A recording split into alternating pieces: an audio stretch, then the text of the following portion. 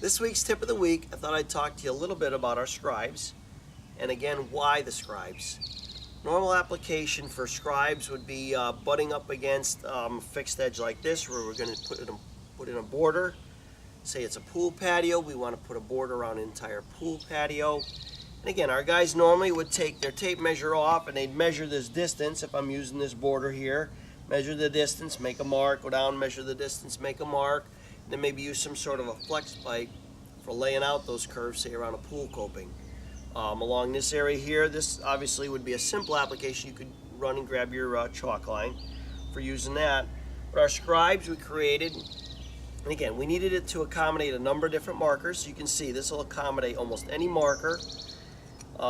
Even a lead pencil here, got a couple little notches in it, so you can lock it right in. Locks into those little notches. Tighten this right up. And all I'm going to simply do with this tool is set it to my width. If that's the width I want, I can tighten this up. And it's just a matter of holding this along, whether it be, again, that pool coping, a step, say you have a radius stair you want to do a border in front of. And that's all you're going to do. You're just going to drag that real quick, real easy. So again, that we saw an application for really needing to speed up time and efficiencies. Obviously it stays very accurate. It's easy to control.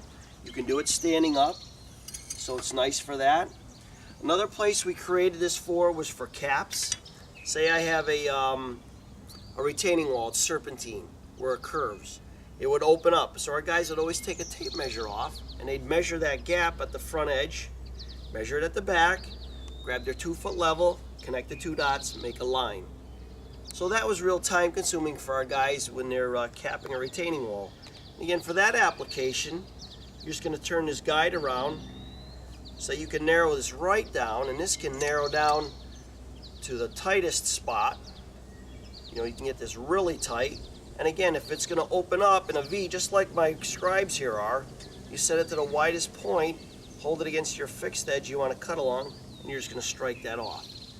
And obviously we'll attach some video footage for that so you can see that. But these were things that we saw that were really time consuming on our jobs, and this really sped things up. And one last thing we did create, instead of having to go and get a different tool for making some miter cuts, some 45s or 22.5s, we did inscribe this on this tool. So you have a 22.5, we have a 45, and we have a 90. So you can also use this tool to make any of those kind of cuts on your job site. Quick-E-Scribes by Pave tool, quick, fast, and efficient.